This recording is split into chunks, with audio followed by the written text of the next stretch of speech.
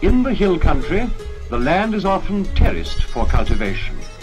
Here and in the valleys, good crops of rice, maize, sugarcane and tobacco are grown.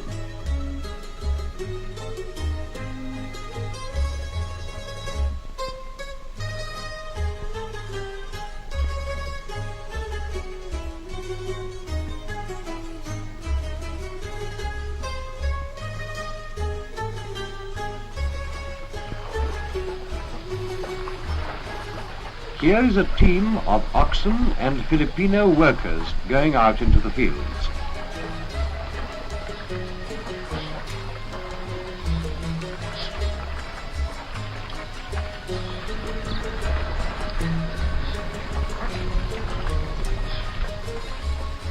The Filipinos, who are a Malay people mixed with Chinese and Spanish stock, are intelligent and industrious, adaptable and clever with their hands.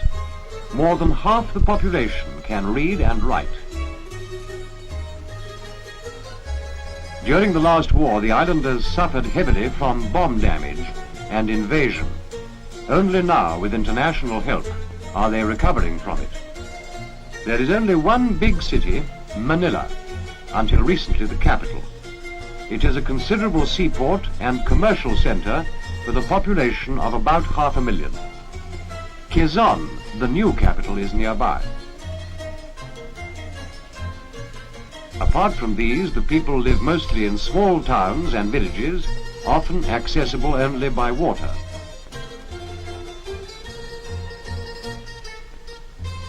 Here is a typical one. The Filipinos are nearly all Catholics. For centuries, the islands belonged to Spain. Indeed, their name derives from the Spanish king, Philip II. You can see the European influence in the way the people dress, and in their faces and physique there is evidence of Spanish blood. A stream runs through this village, so that there is no lack of water. In fact, quite the reverse, so that houses are built on stilts as a protection against floods, and also against wild animals and snakes.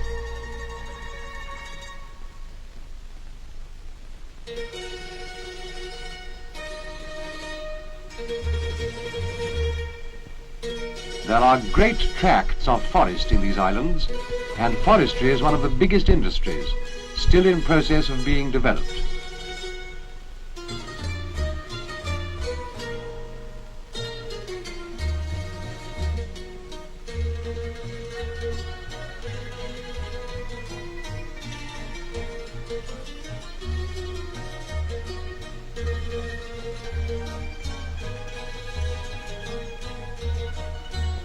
The Filipinos have obtained help and advice from other countries about forest conservation and management.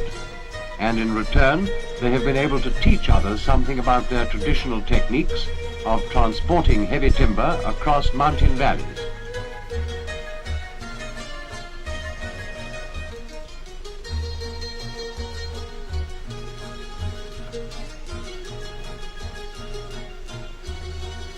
With such a wealth of timber, it is not surprising that paper making from wood pulp is another developing industry.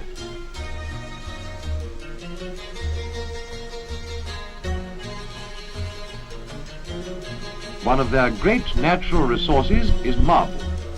Outcrops of natural rock are found in many places, and the marble is quarried for building and other purposes. This is another considerable industry.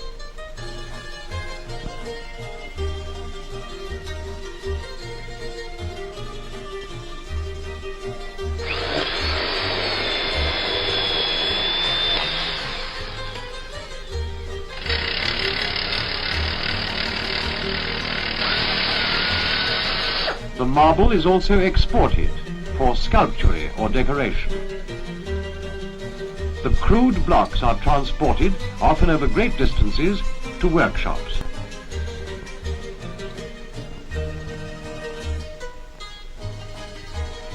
Here the stone is cut by machine and then polished to bring out the beauty of pattern and grain.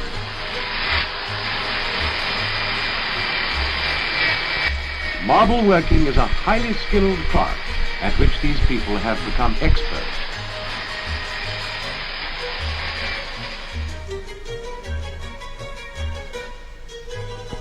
A traditional industry is the making of fine cotton textiles. Weaving and spinning by hand are age-old village crafts, and these are still carried on.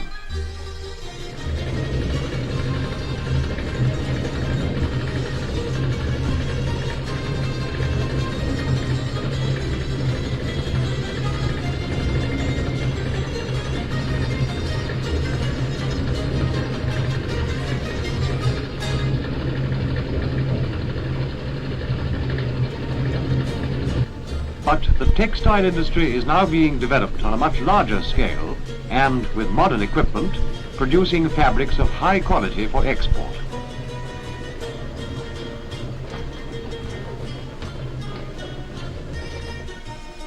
Another traditional village craft that is being developed into a modern industry is pottery.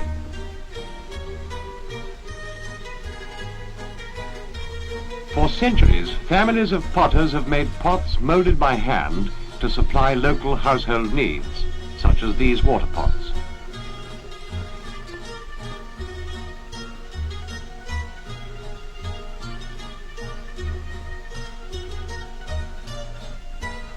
The clay vessels are fired in open straw kilns.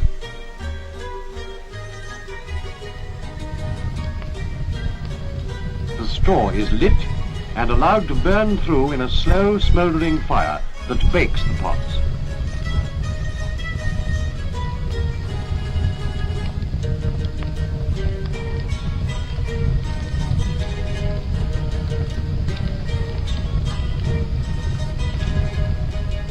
Latterly, however, foreign technicians have been introduced to teach the Filipino workers the use of the wheel and other improved techniques, with the result that in this field also an export market is being built up.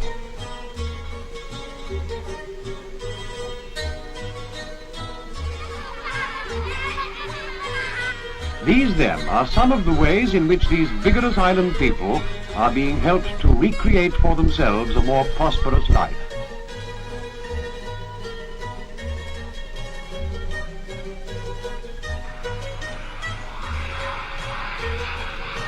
More than anything, they have been quick to grasp the possibilities for them of the aeroplane, which has largely solved the problem of transport and communication for these scattered and inaccessible islands.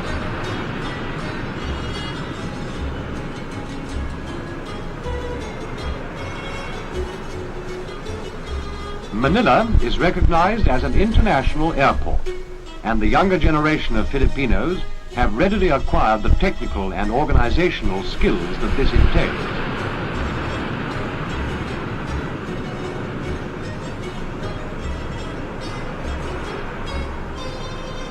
Thanks to the air, the Philippines are no longer cut off from each other and from the rest of the modern world.